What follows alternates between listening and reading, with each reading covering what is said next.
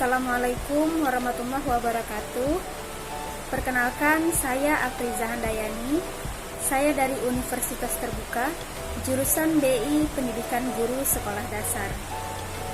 Saya dari kelas A semester 2. Pada kesempatan kali ini, saya akan mempresentasikan karya ilmiah saya yang berjudul Upaya Meningkatkan Hasil Belajar IPS tentang jenis-jenis pekerjaan menggunakan model pembelajaran Picture and Picture pada kelas 4C SD Negeri 120 Palembang.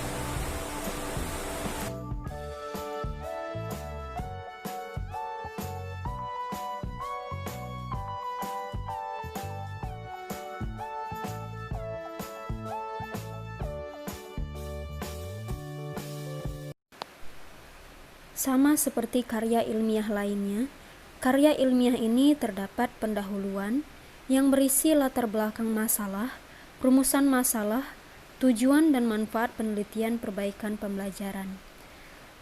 Kemudian terdapat kajian pustaka yang mencakup teori-teori tentang hakikat ilmu pengetahuan sosial, hakikat model pembelajaran Picture and Picture, dan hakikat hasil belajar. Untuk subjek, tempat, waktu, dan pihak yang membantu, desain prosedur perbaikan pembelajaran dan teknik analisis data akan dibahas dalam pelaksanaan penelitian perbaikan pembelajaran. Selanjutnya ada hasil dan pembahasan.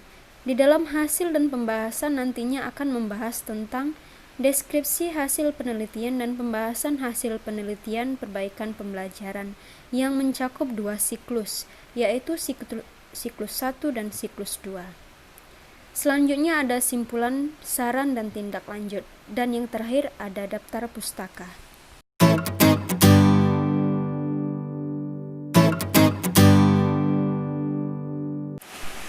Ada beberapa hal yang melatar belakangi penelitian ini, yaitu sebagai berikut. Dalam proses pembelajaran ilmu pengetahuan sosial yang dilakukan, kebanyakan guru menggunakan model pembelajaran yang tidak melibatkan siswa secara langsung, misalnya hanya dengan ceramah saja atau hanya mendengarkan penjelasan dari guru saja, sehingga siswa tidak termotivasi dalam kegiatan pembelajaran yang mengakibatkan banyaknya nilai siswa yang berada di bawah kriteria ketuntasan minimal atau KKM. Dari data hasil prasiklus yang peneliti lakukan sebelum adanya penelitian ini, diketahui ada 34 orang siswa. 18 siswa memiliki nilai di bawah KKM, yaitu sebesar 53%. Sedangkan sebanyak 16 siswa mendapat nilai di atas KKM, yaitu sebesar 47%. Kemudian berdasarkan observasi, masih ada siswa yang ribut di dalam kelas dan yang tidak aktif di dalam kegiatan pembelajaran. Selanjutnya berdasarkan hasil wawancara dengan teman sejawat, siswa kurang tertarik dengan pembelajaran dan masih ada yang tidak bisa menjawab pertanyaan yang diajukan oleh guru. Berdasarkan hasil dari pengamatan, teridentifikasi pembelajaran ilmu pengetahuan sosial di kelas kurang menarik karena guru hanya menggunakan metode ceramah saja. Penggunaan model pembelajaran yang tidak ada yang mengakibatkan hasil belajar siswa menjadi rendah. Kurangnya keaktifan belajar siswa dalam materi pelajaran IPS mengakibatkan hasil belajar siswa rendah. Berdasarkan uraian yang telah peneliti bahas sebelumnya, penulis terdorong untuk mencoba menerapkan model pembelajaran Picture and Picture yang diharapkan dapat meningkatkan hasil belajar siswa pada pelajaran IPS, khususnya pada materi jenis-jenis pekerjaan. Oleh karena itu, judul yang diambil penulis adalah Upaya Meningkatkan Hasil Belajar IPS tentang jenis-jenis pekerjaan menggunakan model pembelajaran Picture and Picture pada siswa kelas 4C SD Negeri 120 Palembang. Rumusan masalah. Rumusan masalah dalam penelitian ini yaitu, apakah penggunaan model pembelajaran Picture and Picture dapat meningkatkan kualitas pembelajaran IPS tentang jenis-jenis pekerjaan pada siswa kelas 4C SD Negeri 120 Palembang. Tujuan perbaikan pembelajaran. Untuk keseluruhan, tujuan perbaikan pembelajaran dalam penelitian ini adalah untuk meningkatkan kualitas pembelajaran ilmu pengetahuan sosial tentang jenis-jenis pekerjaan menggunakan model pembelajaran picture and picture pada siswa kelas 4C SD Negeri 120 Palembang. Manfaat perbaikan pembelajaran. Bagi siswa, dapat meningkatkan minat belajar pada mata pelajaran ilmu pengetahuan sosial, dapat meningkatkan hasil belajar, meningkatkan keaktifan dalam kegiatan pembelajaran, serta meningkatkan kerjasama dan ilmu pengetahuan. Bagi guru, dapat memperbaiki proses pengajaran di kelas, meningkatkan kualitas pengajaran dalam proses pembelajaran, dapat meningkatkan minat dan hasil pembelajaran, serta dapat lebih melibatkan siswa dalam proses pembelajaran.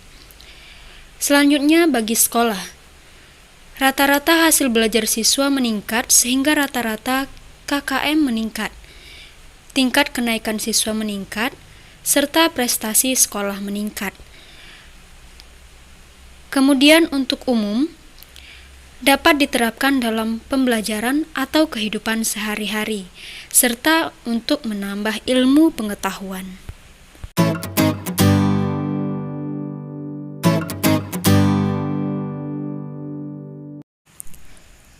Pada kajian pustaka, ada beberapa teori yang terdapat dalam penelitian ini.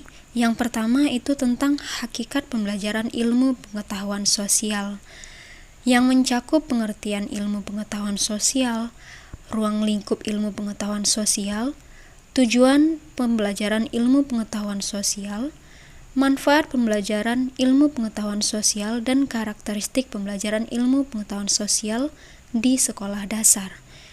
Yang kedua itu tentang hakikat model pembelajaran picture and picture, yang mencakup tentang pengertian model pembelajaran picture and picture, langkah-langkah model pembelajaran picture and picture, serta kelebihan dan kekurangan model pembelajaran picture and picture.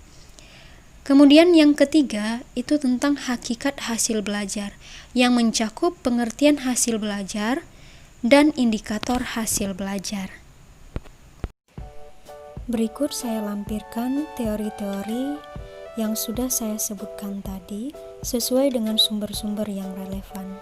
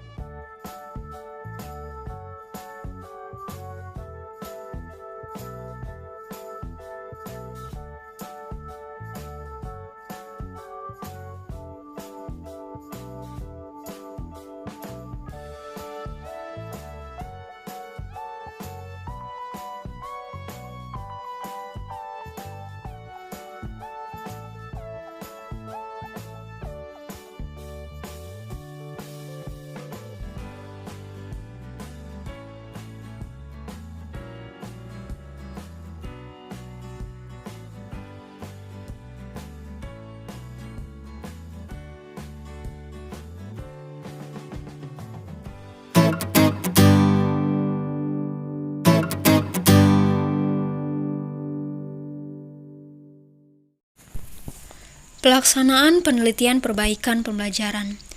Subjek penelitian pada tahap prasiklus adalah siswa kelas 4C yang berjumlah 34 siswa, yang terdiri dari 18 laki-laki dan 16 perempuan. Sedangkan pada tahap simulasi siklus 1 dan siklus 2, subjek penelitian dilakukan tanpa siswa, karena menyesuaikan dengan kondisi saat ini yang sedang pandemi virus COVID-19. Penelitian ini dilakukan di kelas 4C SD Negeri 120 Palembang dengan waktu penelitian sebagai berikut, yaitu prasiklus dilakukan pada tanggal 12 Maret 2020, Simulasi siklus 1 dilakukan pada tanggal 5 Mei 2020 dan yang terakhir simulasi siklus 2 dilakukan pada tanggal 11 Mei 2020. Pihak yang membantu yaitu Supervisor Ibu Dr. Santi Oktarina SPD MPD, teman sejawat yaitu Ibu Linda Rusmini SPD, dan Kepala Sekolah yaitu Ibu Mailah SPD MSI. Desain prosedur perbaikan pembelajaran. Kegiatan perbaikan pembelajaran dilakukan dalam 2 siklus, yaitu siklus 1 dan siklus 2. Dilakukan tanpa siswa, dikarenakan menyesuaikan kondisi saat ini yang sedang pandemi virus COVID-19. Masing-masing siklus meliputi perencanaan, pelaksanaan, pengamatan atau observasi, dan refleksi. Pada tahap perencanaan, hal-hal yang harus dilakukan yaitu yang pertama, menyiapkan sumber bahan dan RPP yang akan digunakan saat perencanaan perbaikan simulasi siklus 1 ataupun siklus 2, menyusun perbaikan pembelajaran simulasi, menyiapkan media macam-macam gambar yang berhubungan dengan materi pembelajaran, menyiapkan soal evaluasi dan lembar kerja peserta didik atau LKPD sebagai alat ukur keberhasilan perbaikan pembelajaran siklus, serta menyiapkan lembar observasi simulasi. Pada tahap pelaksanaan, guru melakukan kegiatan pembelajaran sesuai dengan langkah-langkah yang ada di RPP. Kemudian pada tahap pengamatan atau observasi, penelitian ini diamati oleh supervisor dan teman sejawat, seperti yang sudah disebutkan tadi. Hal-hal yang diamati dalam penelitian ini diantaranya adalah penilaian yang dilihat dari segi tampilan, kemudian dari konten atau materi, kemudian dari sistematika. Pada tahap kegiatan refleksi, yang dilakukan peneliti diamati oleh supervisor dan teman sejawat setelah data hasil pembelajaran dan hasil observasi dianalisis. Keseluruhan hasil refleksi pada siklus 1 untuk melihat kelemahan, kekurangan, dan untuk melakukan tindak lanjut untuk melakukan siklus selanjutnya atau ke siklus 2. Kemudian pelaksanaan refleksi antara peneliti, supervisor, dan teman sejawat untuk melihat adakah peningkatan kualitas pembelajaran. Jika dalam siklus 2 sudah menunjukkan peningkatan, siklus dapat dihentikan. Namun jika belum menunjukkan peningkatan, maka siklus akan berlanjut. Selanjutnya, teknik analisis data.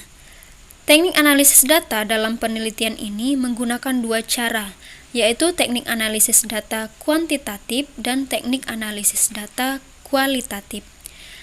Teknik analisis data kuantitatif yang berupa pemberian tes formatif digunakan pada tahap prasiklus saja. Sedangkan teknik analisis data kualitatif yang berupa hasil observasi digunakan pada tahap simulasi siklus 1 dan siklus 2. Teknik analisis data kualitatif pada penelitian ini dimaksudkan dengan cara mendeskripsikan hasil observasi yang telah dilakukan oleh supervisor dan teman sejawat sesuai dengan lembar observasi simulasi.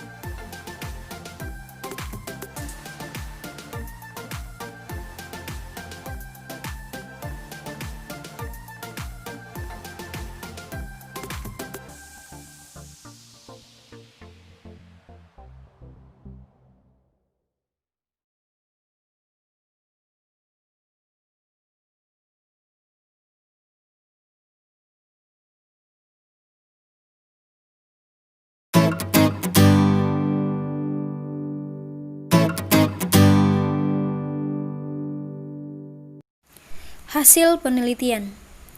Pada tahap pelaksanaan siklus 1, simulasi siklus 1 dilakukan pada tanggal 5 Mei 2020 di SD Negeri 120 Palembang di kelas 4, tanpa siswa, dikarenakan menyesuaikan kondisi saat ini yang sedang pandemi virus COVID-19.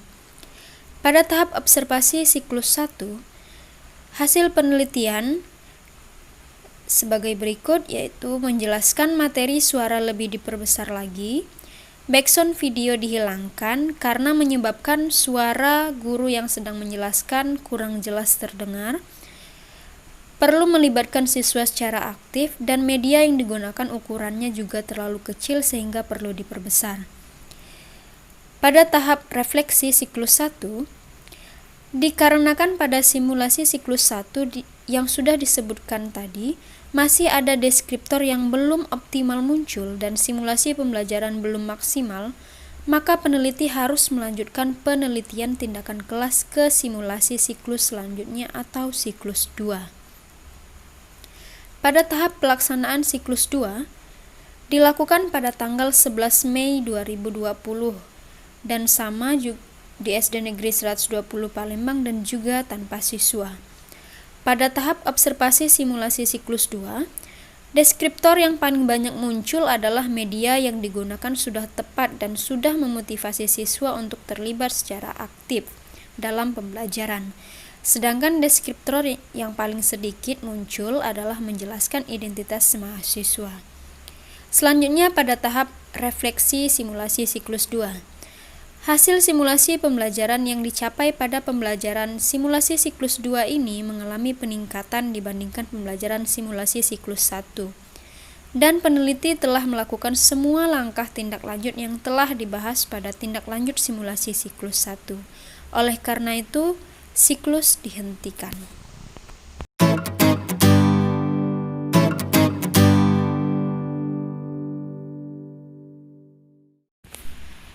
Pembahasan simulasi siklus 1. Berdasarkan hasil observasi dan refleksi yang dilakukan peneliti terhadap pembelajaran simulasi siklus 1 yang telah dilaksanakan, dan juga peneliti berdiskusi dengan teman sejawat, diperoleh beberapa temuan antara lain: tampilan gambar jelas, terang dan tidak bergoyang-goyang, suara terdengar kurang jelas, tulisan atau captions jelas dan informatif, waktu berkisar 5 menit, menjelaskan identitas mahasiswa, materi urut dan teratur, materi sesuai dengan usia anak didik, materi sesuai dengan tema atau pelajaran, media sesuai dengan materi yang disajikan, terdapat kegiatan pembukaan inti dan penutup dengan alur yang jelas dan lancar. Guru menggunakan media yang terlalu kecil, suara guru terdengar kurang jelas, guru belum melibatkan siswa secara aktif. Oleh karena itu, kualitas pembelajaran dengan menggunakan model pembelajaran picture-in-picture di simulasi siklus 1 ini belum meningkat. Kemudian pada pembahasan simulasi siklus 2, pada simulasi siklus 2, perbaikan dilakukan sesuai dengan solusi-solusi dari hasil refleksi pada simulasi siklus 1 dan kemudian diterapkan di simulasi siklus 2 sebagai tindakan untuk mengatasi masalah yang terdapat pada pembelajaran simulasi siklus 2. Adapun kelebihan dari model pembelajaran picture-in-picture yang diterapkan pada simulasi siklus 2 ini adalah guru sudah melakukan kegiatan secara urut dan teratur. Guru sudah menggunakan media yang tepat dan sesuai dengan materi dan dengan ukuran yang lebih besar daripada sebelumnya.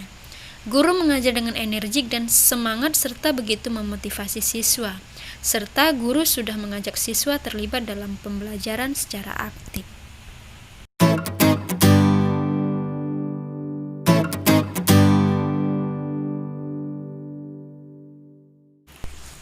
Dari hasil kegiatan pembelajaran yang telah dilakukan selama prasiklus, simulasi siklus 1 dan simulasi siklus 2, dan berdasarkan seluruh pembahasan serta analisis yang telah dilakukan peneliti, dapat disimpulkan bahwa penggunaan model pembelajaran picture-in-picture pada simulasi perbaikan pembelajaran pada mata pelajaran ilmu pengetahuan sosial tentang jenis-jenis pekerjaan kelas 4 SD Negeri 120 Palembang dapat meningkatkan kualitas pembelajaran. Saran dan tindak lanjut. Dari berbagai simpulan yang sudah dibahas sebelumnya, beberapa tindakan yang sebaiknya dilakukan untuk meningkatkan keaktifan dan ketuntasan belajar siswa adalah sebagai berikut, yaitu yang pertama, guru sebelum melaksanakan pembelajaran harus membuat persiapan yang matang, yaitu dengan menyusun rencana pembelajaran yang sistematis. Guru membimbing dan memotivasi siswa secara khusus bagi siswa yang berkesulitan dalam pembelajaran. Dalam kegiatan pembelajaran, guru disarankan menggunakan model pembelajaran picture and picture.